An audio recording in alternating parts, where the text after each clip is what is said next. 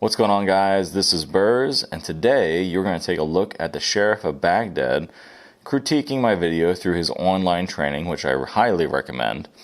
And he's going to critique me on drawing and shooting 2 rounds on this episode of my concealed carry journey. Instead of waiting until I'm fully extended, I can take the shot right around here. So that's what I'm going to work on.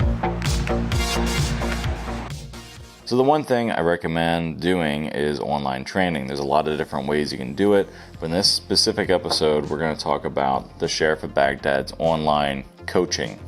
And he'll take one of your videos, you just set it up with a side shot of you, a side profile. You take 2 shots, you draw, take 2 shots, you take it down, show him the target, and then you go ahead and upload the video. It can cost upwards of like $60 for what is shown here, I think around that price. And you get a lot of information from it. There's a lot of critiques that I saw from the one that I did, and we're going to talk about them right now with this video on grip. Grip. Let's watch. Okay, so gun goes off. First thing I'd tell you with grip is, look, before the gun goes off, watch your firing thumb. See how you're pushing your firing thumb down? Your firing thumb works in sync with your trigger finger, right? And this is why the gun is moving. So I would tell you keep that thumb high and neutral. What I mean by high and neutral is that thumb can compromise the grip, and each time the gun goes off, that thumb could push down enough to move the non-firing hand off the gun. Now, you're actually pushing the non-firing hand forward. That's why your hand is completely covering the trigger guard right here. I can't see the trigger guard at all. Now, what ends up happening is, look, from that thumb pushing forward, back strap is somewhere right here. Right heel of your hand is somewhere right here towards the front of the grip. Right, and there's a gap between your firing hand and where your firing thumb is. There's a gap in here, and if I was standing next to you, I'd be able to push my finger up in there, right? Heels of the hands have to be in contact with the grip and the back strap of the gun to best control the gun, and then you can see how the gun goes off, right? So hands are separated, but really it's all from the firing thumb. So keep that firing thumb high and neutral, right? Non-firing hand needs to move backward on the gun, up and forward. You have a good high grip of the gun, but I can't even see the trigger guard. And if I draw a line on the trigger guard, I'd say the trigger guard's somewhere right here. Anytime you're covering the trigger guard, the non-firing hand's too far forward on the gun. If the non-firing hand's too far forward on the gun, it means your non-firing shoulder is in front of your firing shoulder. And eventually, because of this, you'll have to re-grip the gun. And you can see how the gun pulls away from the non-firing hand as the gun recoils. And each time that hand goes farther forward, right? Now, all that is in the shoulders, and I'll talk about shoulders in a second. So that firing thumb has to stay high and neutral. As you rotate the non-firing hand, you bring the hand back, rotate the non-firing hand up and forward on the gun. What I'm trying to do is getting you to straighten and lock your arms. Every time you shoot, because your arms are bent, the gun will float, meaning it'll go to somewhere else every time the gun goes off, whether that's high, low, left, right, and we'll see this in the video, right? Gun goes off, right? Gun comes up a little bit, you end up pushing the gun down, right? And then at the last second, look, you're moving the gun to the left right now, right? Trying to get the gun to go off, right? So the gun went to a little bit to the right. Gun goes off, right? And gun goes a little high on this one. You instantly push your hands down. But what I would tell you is look at all the movement in your arms, right? I would also tell you it's hard to see, but your firing arm is moving more than your non-firing arm, right? So rotate the non-firing hand up and forward, completely straighten and lock that arm, right? Then I need you to do the shoulders. Shoulders should be square to the target. Right now, non-firing shoulders in front of your firing shoulder. That's how your non-firing hand gets in front of the gun, and I can't see the trigger guard. If your shoulders were more square, that hand would be farther back on the gun, right? And then look, shoulders need to be shrugged up and forward to the bottom of the earmuffs, right? This will take a lot of the movement out of the shoulders when the gun goes out. So your shoulders are almost in the right place, but because your arms are locked, wrist breaks, elbow breaks, moves you, your body sends that shockwave through the body, right? I need you to push with the firing hand forward into the back of the gun, right? This is what's going to lock the firing wrist, the firing elbow, the firing shoulder, right? If you can get your arms locked, bone-on-bone contact will hold the gun more steady than bending your elbows, right? And then I call that floating when the elbows are bent. Pull with the non-firing hand. What you're trying to do is, because the non-firing hand is slipping so far forward on the gun, you're trying to pull it back, but it can't get there right now because of the firing thumb, right? So I need you to do this good push-pull. This is what's going to lock the arms up, going to lock the gun up, right? Last thing I see is your index is off, meaning the gun's not in line with the firing arm. You will habitually shoot to the left side of the target, right? And this is where your left comes from. As the gun recoils, you can see the gun's recoiling crooked in your hands. Not only is it going crooked, but it's driving the front of the gun up and to the right. So you have to get the gun, I call this your index. You have to get the gun in line with the firing arm. Your shoulders need to be square to the target, right? Arms need to be locked, and this will bring all your rounds back to the middle of the target. Any questions with grip? All right, so what are the main things I got to work on? There's a lot of stuff going on in the critiques. There's 3 or 4 videos of critiques, 20 and 25 minutes of content in relation to what I did that day in relation to this video, and just get a better grip overall. For some reason, when I was drawing it, I'm coming forward like that, and I'm pretty much covering the trigger guard. I need to come back a little bit onto it and have a different indexing point for my thumb as far as position goes. So instead of my finger being almost all the way up here towards the end of the slide, I need to come back slightly with my index point and have that gun nice and locked up in the back there. So that's a major takeaway from grip. Not sure why I'm coming up here and getting such a grip like this, but you know, when you have somebody else look at your grip and everything, they're gonna find stuff that you don't see, because hey, you're getting your hits maybe, or you're getting decent hits, and you think you're doing something right until you slow it down at 240 frames a second or whatever his program does. You definitely see a lot different things. Not sure why I moved my thumb either, but I definitely need to work on that right there. All right, so now let's take a look at stance. First thing I see with stance is, look, head has to be over the lead foot. I think your toes are probably somewhere right here. I think your head's maybe almost where it needs to be, a little farther back than you want it. And what I'm going to do is I'm going to zoom it up, right, and then watch. You're actually moving backwards before the gun even goes off. See this? You're moving backwards before the gun goes off. You're going to get pushed backwards, and watch. Push backwards, gun goes off second time, pushes you back a little bit more. So you're getting pushed around by the gun a little bit. And really, this kind of comes in 2 places. And what I would tell you is, as you lean forward, we need to move your head forward a little bit. But what I would tell you is push the hips forward, get the weight on the ball of the lead foot, right? This is mid-stride of a walk. Anytime you take a step, your knee, your hip, your head has to be over the lead foot to pick up the back foot, right? So hips go forward a little bit, and that's what's going to get the head forward a little bit. And really what I see is look, shoulders are over the hips. Hips aren't over the lead foot. Hips are probably mid to over the heels, right? And then your head pushes forward and acts as the counterbalance, but it's just not enough, right, to not get you pushed back. And what I would show you is this, is look, hips have to be more forward, shoulders have to be in front of the hips, even if that's 2 inches, and then the head pushes forward all the same, right, would get you farther forward, wouldn't get you pushed back by the gun. Next thing I'm going to talk about is genetic parallax of the gun. So watch, gun comes out, right, watch, gun goes off. I'm going to draw a line through the red dot of the gun, and look. Okay, you're looking down the sights fairly well. However, right, what I would say is, as you come down, you can't see the red dot right there. The gun's too low. And then look, you're trying to bring the gun back up to the eye before it goes off. And a lot of times what I see is most guys don't even catch the red dot. And what I would tell you is how do we fix this? Is first and foremost, shoulders are over the hips, right? We got to get the shoulders in front of the hips, even if it's 2 inches. That'll instantly bring your head farther forward and bring your head down more in line with the gun. And really what you're trying to do is get your shoulders, eyes, and guns all on the same plane. However, I think your eyes are a little bit high, but your eyes are high because you're more straight up and down than lean forward.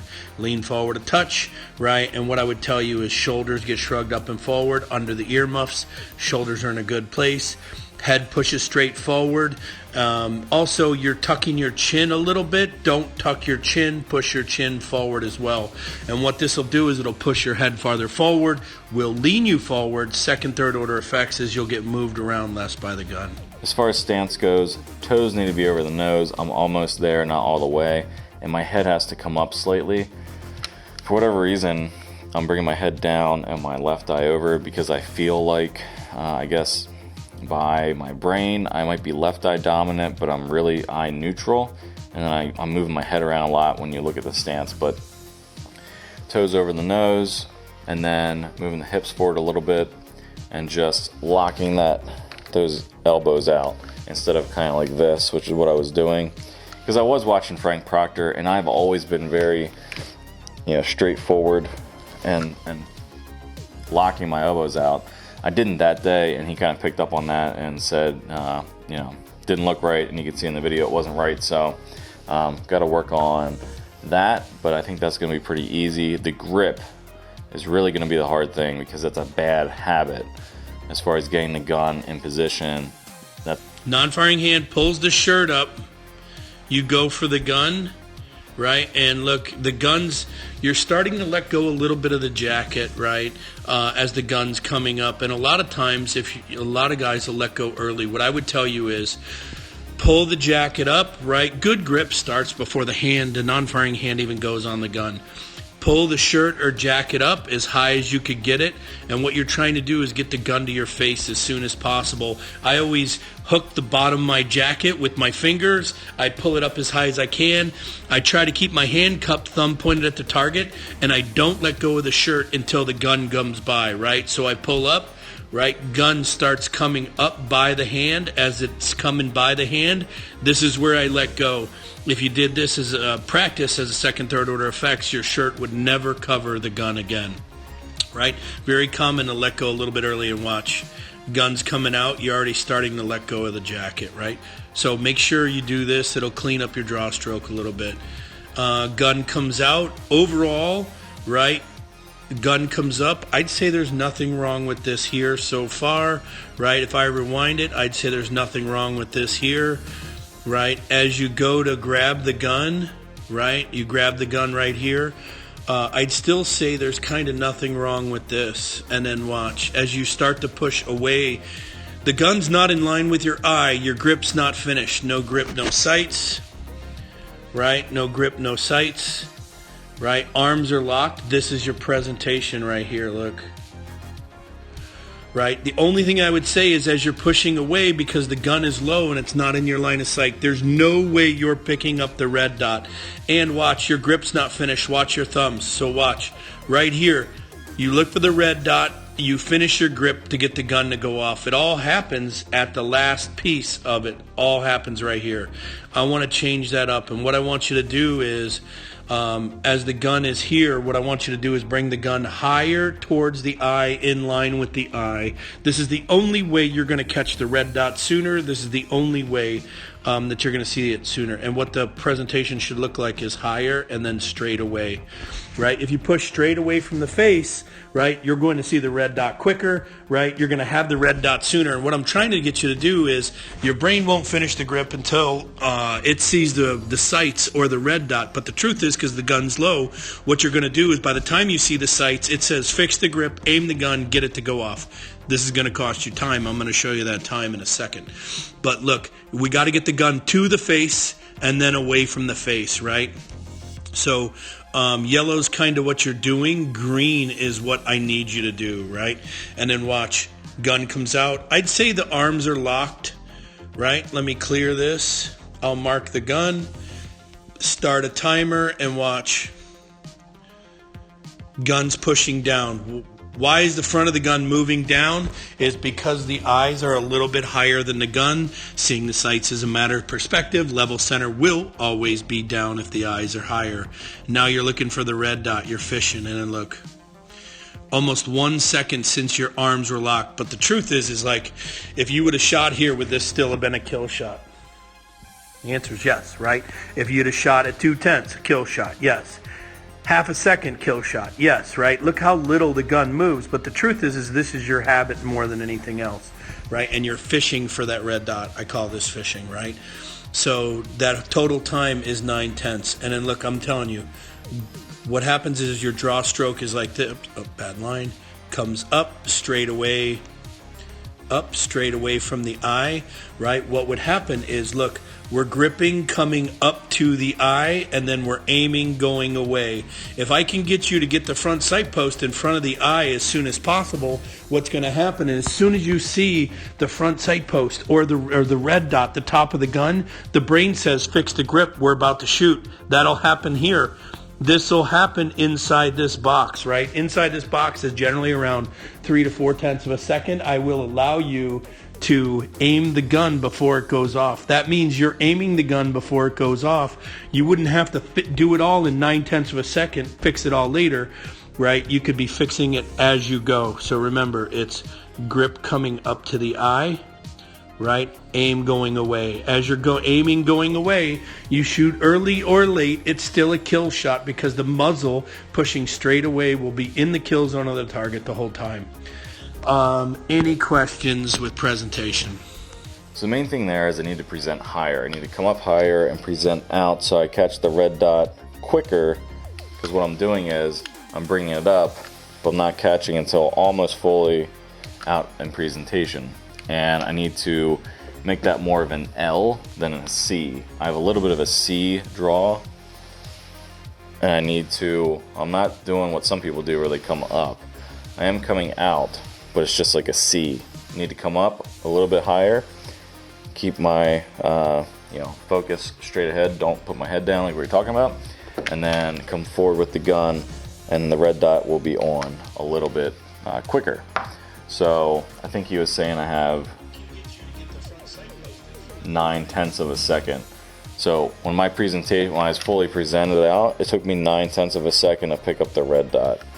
So I think I can improve on that and work on that through dry fire and get rid of that habit.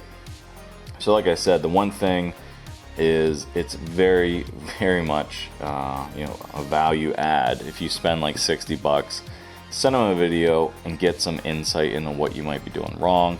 I think it's just a really great value for the information and knowledge that John has to get this, 10-15 minutes of one-on-one time with someone with his skill set and experience. I don't think you can go wrong. So now I'm going to take a lot of what I heard, because I want to focus on the big things that I heard. Number one, toes over nose. Secondly, I want to lock out that firing shoulder, and I don't want to have my head down. As far as grip goes, I want to grip it a little bit further back on the support hand so that I can do a push and pull a little bit better. And I don't want to cover the trigger guard, which that'll take care of that. And then, with my presentation, I want more of an L than a C presentation. I'm going to come up a little bit higher, catch those sights, and then press out.